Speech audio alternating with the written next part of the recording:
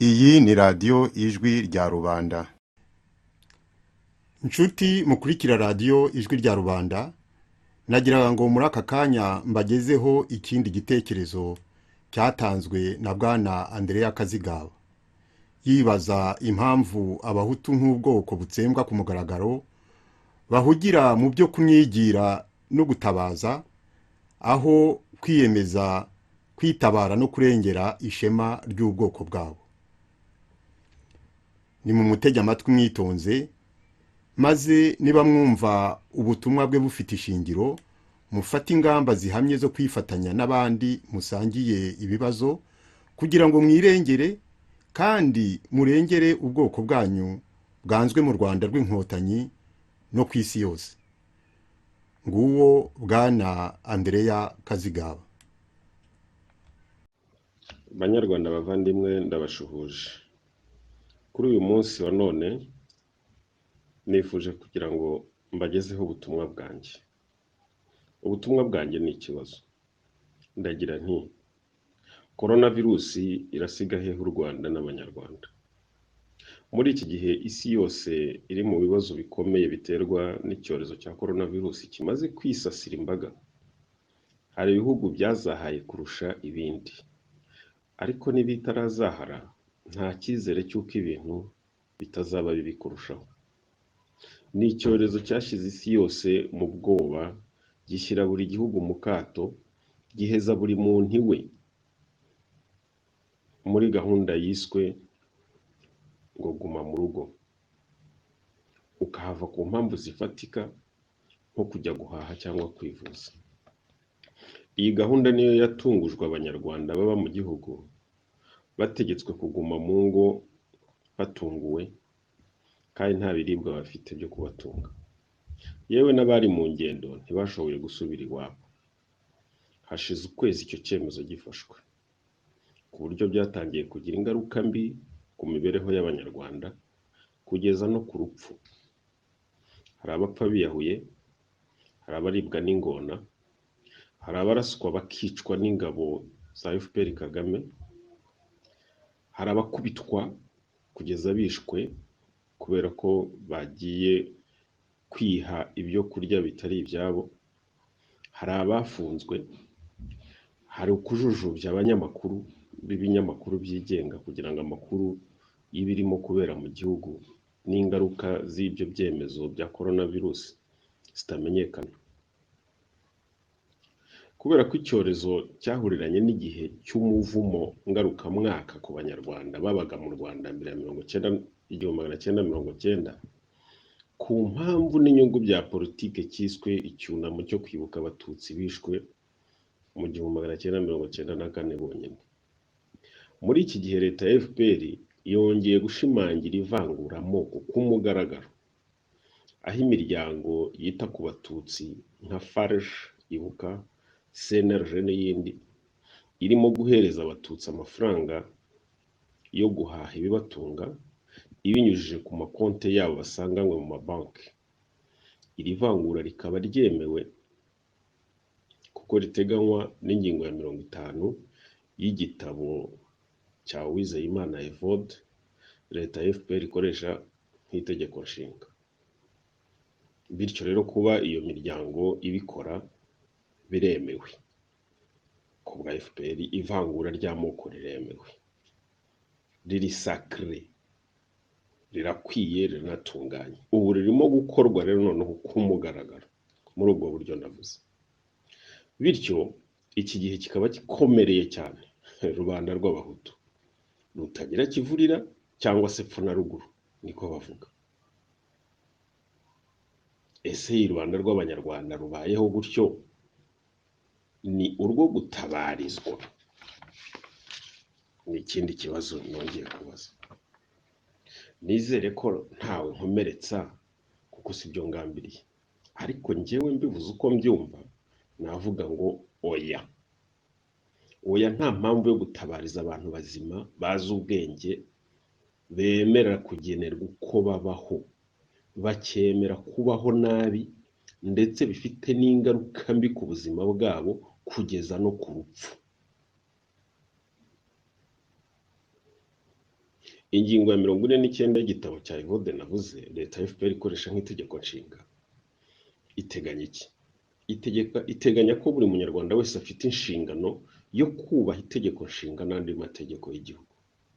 Igika cya kabiri kikavuga ngo buri munyarwanda afite uburenganzira bwo kudakurikiza amabwiriza ahawe n'umutegeka mu gihe ayo mabwiriza abangamiye ku buryo bukomeye kandi bugaragara uburenganzira n'ubwisanzure bwa muntu.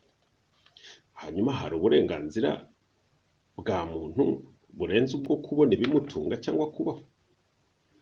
Niba se abanyarwanda bari mu gihugu, ndavuga abahutu kuko nibo batari gufashwa, batari kubona ibibafasha, bemera kujya mu ngo zabo bagakinga bakagumamo nta byo kurya birimo, wowe ubatabariza ngo ibyo kurya babihabwe nande cyangwa se bakingurirwe nande? Ninde ufite imfunguzo z'inzu zabo? sibo bazifitiye? Na kera na kare umuntu arigenga, avukana ubwigenge. Iyo rero ugaragaje ko nta bwigenge wigirira, nta cyizere wigirira, bagucunda yuko bakuriye. Icyo nshaka kuvuga buri wese aracyumva. Abanyarwanda bari mu gihugu bakwiye gutabarizwa ni abari muri ariya mabohero,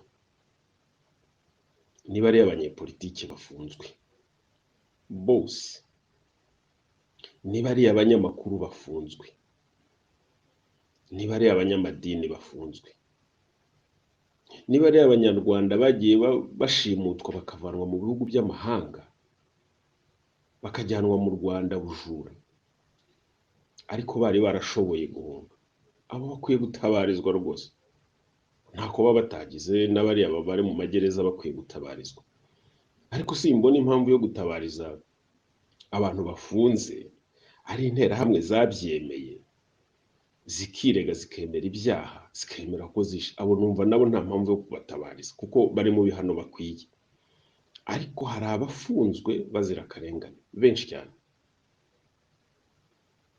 ba Mushayidi, ba Niyitegeka, abayoboke ba FDU, abayoboke ba PS Imberakuri, bari abayisilamu bafunzwe kubera amatiku ya Fazili, n'abandi banyarwanda benshi bagenda barengana tuba tubabona. Reba ejo bundi Dr uriya w'umunyamakuru wigishaga i Butare bafashe, uriya Joseph wa kiriya kinyamakuru cya Shikama. Abo bakwiye gutabarizwa. Abantu bose bari muri gereza za gisivili batari interahamwe zibyemera koko kandi koko zitarengana, nabo batabarizwa. Ariko simbona impamvu umuntu akwiye gutabariza abari muri gereza za gisirikare, ni ukuvuga abasirikare babe bakuru n'abato ku cyaha icyo ari cyo cyose yakoze. Ntago mbibona, atarengana ntago mbibona. Simbona impamvu zo gutabariza les officiers supérieurs ba FPR bafunzwe, nta mpamvu, kuko nibo ba nyirabayazana. Bari mu gihano, ni nk'uko umubyeyi hano umwana we, bakabaye baragize icyo bakora ku buryo bakarokoye rubanda. Niba batarabikoze rero nta mpamvu mbona bakwiye gutabarizwa, kandi mba numva amaradiyo menshi hanze batabariza. Nta mpamvu yabyo mbona. Umuntu wakagombye gutabarizwa ni nka Lt Joel Mutabazi, ko yarashoboye kwihungira, arashimutwa mu buryo bukabije cyane buteye ubwoba ndetse bugayitse, ajya kugaraguzwa hagati hariya. Uwo yatabarizwa.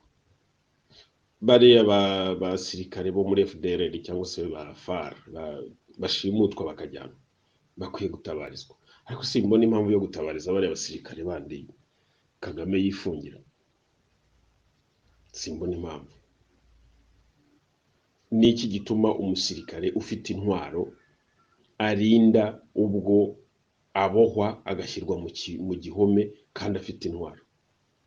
Bafite imiryango hariya, kiriya gisirikare ni famiye. Ni gute umuntu abohwa adashobora kubona abantu bamubohora? Ukumva ngo hari uwashatse ngo gutanga ruswa, ngo nta musirikare utoroka atanga ruswa, umusirikare atoroka arwana. Nta musirikare utanga ruswa kugira ngo atoroke, umusirikare ararwana agatoro nuko mbizi. Ariko se ubundi reka mbabaze nge uyu munsi ni w'ibibazo nanjye nibariza abanyarwanda. Ubundi abanyarwanda baratabaza nde? Ngo batabarwe nande se? Kuki umunyarwanda w'iki gihe adashaka kwitabara, ahubwo akumva yahora yinyigiriza imyaka ishize ari ingahe abanyarwanda batabaza? Ufite igisubizo nakiwe. Abanyarwanda muratabaza nde? Ubutabazi bw'ibanze mwe mwikoreye ni ubuhe? Reba bari mu gihugu, abo tube tubihoreye, turebe n'abari hanze. Impunzi uretse abakigotewe mu mashyamba yo muri Kongo, abandi mwese mwitwa impunzi aho muri hose mu bihugu byo ku isi, muratabaza nde? Mwe mwitabaye mute? Uyu munsi nabonye ubutumwa bw'impunzi ziba mu gihugu cya Malawi zitabaza. Reka mbusome uko bwakabaye namwe mu nyumvire. Ubwo butumwa buragira buti: nimudutabarize rwose hano muri Malawi. Uwitwa Emile Giramata Sadi n'abandi bakozi ba Kigali bari kuzenguruka mu maduka y'igihugu cyose baka buri duka ry'impunzi amafaranga 500 y'amakwaca ku ngufu n'iterabwoba rikomeye. Bari kwinjira mu iduka nk'abakiriya basanzwe, batategereje bakakubwira ngo bashaka amafaranga yo kugaburira abantu bari kwicwa n'inzara mu Rwanda, ngo nayo kujya kugura ibiryo. Igitangaje nuko bategeka amadolari 700 cyangwa amakwaca 500, kandi bavuga ko utazayatanga azabigiramo ingaruka zikomeye. Turi kubaha make kubera ubwoba dukurikije ukuntu bamaze guhitana Francis mu kwezi gushize. Gusa bakaguha igihe bazagarukira. Bamaze gukusanya amafaranga menshi cyane bakuye muri Rirongwe. Abacuruzi barenga 30 bamaze gukorerwa ubwo bwambuzi bushingiye ku iterabwoba. Bageze kandi Brantia, Muzuzu, Mangochi, Baraka, Solima na Mchinji. Tukibaza ko abantu barenga 100 bamaze kugendererwa. Barabikorana ibanga ririmo n'agasuzuguro n'iterabwoba. Umuntu yabona uko bateye Francis inkota akagira ubwoba akigura, waganiriza mugenzi wawe ugasanga nawe yaragenderewe. Turibaza amadolari 700 gukuba 100 ni 70,000. Nta nubwo nibura turumva ko yageze aho bavuga. Rwose ni mudutabarize ku maradiyo yose, kwitahuka, ku bumwe, kwa Padiri na bamarara, murare ni seno mu rumuri na bamwe bo mu mahoro na mugenzi na BBC. Rwose yenda bacisha make bakaduha agahenge bumvisha induru bavugirizwa. Urabaha bakagaruka, wakwanga bakakwica. Rwose turabizi ko aya dutanga ariyo bazakoresha kuturimbura. Muri iki gihe cya corona nta butegetsi bukora neza ngo bwite kuri iki kibazo, kandi baza mu mayeri nta nubwo wabona gihamye. Murakoze, ariko turashira pe. Nta ngoma nari narumvise ibuza abantu amajyo nk'iya FPR. Munyumvire namwe ubwo butumwa. Aho namwe ni munyumvire. Abahutu bacumbikiwe mu gihugu cya Malawi, sinzi iyi mpuruza yabo niba babona hari n'icyo yabamarira. Ngo amaradiyo nabatabarize ngo wenda byacogora. Ndibuka ko Padiri Nahimana yigeze gusaba inkunga y'amafaranga ngo ababishoboye bamufashe arebe uko yashyira mu bikorwa umushinga we, kandi ku nyungu z'impunzi zose. Sinzi niba izo mpunzi hari ayo zamuhaye cyangwa hari ayo zimuha. Uyu munsi uwitwa ngo gira amatara hanyura bakayamuha. akanabwira ko nibatayamuha azamugira nka Francis. Ubutumwa singiye kubuha Francis ko yarigendeye, ndabuha abagihumeka, abakiriho. Ngo izo mpunzi ziratanga make bakababwira igihe bazagarukira, hanyuma siko baba bamaze kuyatanga baratabaza ngo n'ubatabaye arengera iki, ngo bafite ubwoba bwo kwicwa nk'uko baherutse kwica Francis.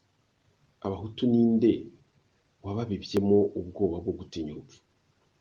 None se niba gutabarwa kwanyu kuri muri urwo rupfu murarutinya ngo bigende bite? None se ko benshi muri mwe nzi ko mwemera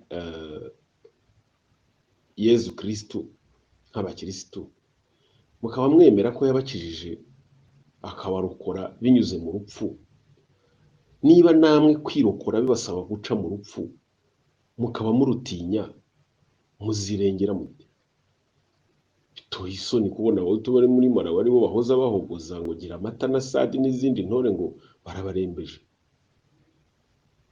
Mukaba munazi neza ko ayo mafaranga murimo mutanga ari ayo kurimbura impunzi. Kuki se muyatanga mukabivuga mwayatanze? Kuki se mutayareka mutayimana ngo mureke babice? Reka mbabwire ngo niba mudashobora kwirwanaho ni muhame hamwe zibarye. Abanyarwanda turi mu ntambara twese, biratangaje biteye n'isoni kumva babacumita ibyuma babasanze mu mazu yanyu mwambaye ubusa. Ubutumwa reka mbuha abadamu cyangwa se twese abagihumeka, sana abagabo, mwebwe bagabo b'abanyarwanda, sana abahutu, murabizi ko turi mu ntambara. Ni gute ugenda ukajya mu nzu ugakuramo imyenda ukaryama wambaye ubusa ugasinzira umugondorajosi ku buryo bagutaho inzugi? Uzi ko turi mu ntambara? Iryo ryama ryanyu muryama muryamike?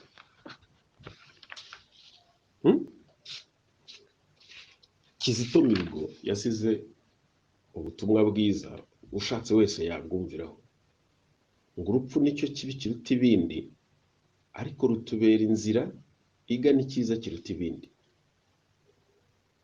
Ndasaba abanyarwanda nanabibutsa cyane cyane b'impunzi kudatinya urupfu, kuko urupfu bwarwo n'ubusanzwe n'igeno ry'Imana.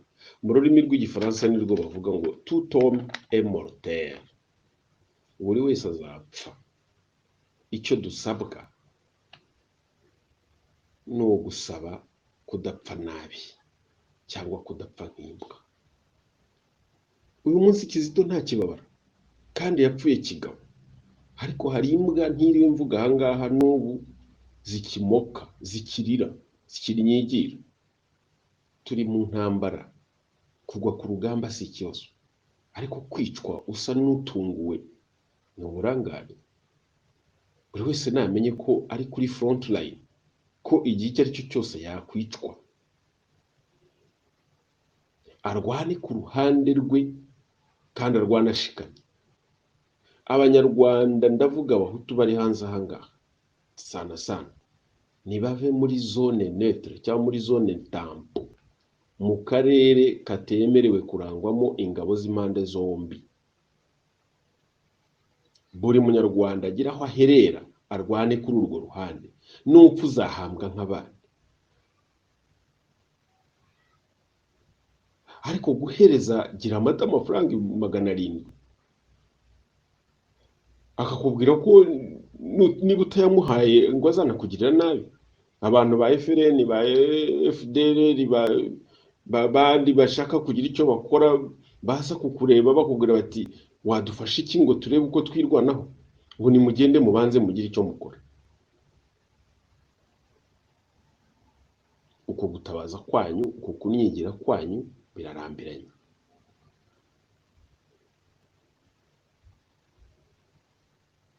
Niba uri muri zone tampo cyangwa aho nita muri zone neutre, ni ukuvuga ufashe impu zombi, gira amata atambuka ukamuha n'undi agatambuka ukamuha, kandi ukamuha utabyemera. Menya ngo uri kirogoya, uri kidobya mu mpinduka zikenewe. Fata umwanzuro uherera uruhande rumwe, findi rutwa na skora roga. Amahitamo ni ayawe, ariko reka gutambikiza. niba baraje ubushize ukayabaha n'ubu bagomba kuza ukayabaha. Niba bikurambiye rero berurire wakurira inzira ku murima, reka kubaha igice ngo usigare unungunika unyigira uvuga ngo abantu nibagutabarize. Ayo maradiyo muvuga ngo abatabarize muyatanga mwangahe kugira ngo abashe gukora? Mwabwiye se radiyo Rwanda ikabatabariza ko mwumva ariyo mu finance? Buri munyarwanda akwiye kumenya kwirwanaho we muri wakumva ko agomba kwirwanaho, akirwanaho kugeza ku munota wa nyuma cyangwa se ku gitonyanga cya nyuma cy'amaraso ye, yirwanaho ugafata ingamba zituma ushobora kwirwanaho. Wanicwa utunguwe, icyo si ikibazo, ariko kwicwa urangaye kubera uburangare ni ikibazo gikomeye kandi kimaze kuba ingorabahizi muri twe. Mwiseguye za Bibiliya, mwiseguye Bibiliya, ntawe uraza kukwica azanye Bibiliya. Hamwe rero murebe ikica, ubwo izo Bibiliya zizabibakiza. Simbabujije musenge, gusenga ni byiza, bivamo imigisha, ariko nimumenye ngo ikibuga dukiniramo ni ikihe.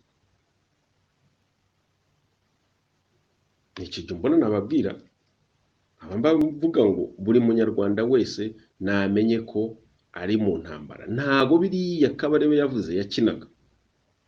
Iyo yavuze ngo mwabahungu mwe mwabatutsi, bariya bari hanze bafashe economy, bafashe amashuri, tugomba kubasangayo tukabagira useless. Ntabwo ari umukino. Niba wowe rero ukibikerensa ngo ufite amafaranga ukaba udashobora gufata ingamba zo kuyarinda, araje kugira useless nyine. Nusanga ushobora kuyarindisha Bibiliya, go ahead, ariko amafaranga hari uburyo arindwa, ubuzima hari uburyo burindwa. Iyo ushaka kurinda amafaranga utanga amafaranga, iyo ushaka kurinda ubuzima utanga amafaranga. Amafaranga ni byose, kandi iyo ushaka kurinda ubuzima nawe ushyiraho akawe uririnda. Hari icyo wakabaye ufite mbere yo kugira Bibiliya n'amafaranga, kuko habanza ubuzima. Uyu munsi rero, ejo ni Francis, namwe murimo murataka uyu munsi muratanga amafaranga munungunika.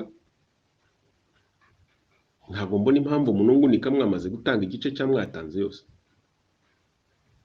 Abo muyaha murabazi, ni muyabishyuze. Niba mutabishoboye mufunga umunwa muceceke. Niki mbona nababwira, mutegereze sakindi zabibyara ikindi. Ndabashimiye. Iyi ni radiyo Ijwi rya Rubanda.